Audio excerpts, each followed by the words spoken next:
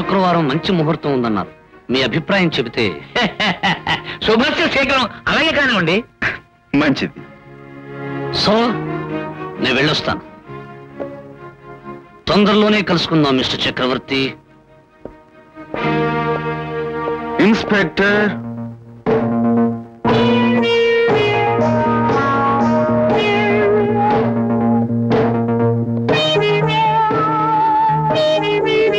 నాకు కాబోయే బావ అలాంటి వారు, మీకిదేం బుద్ధి?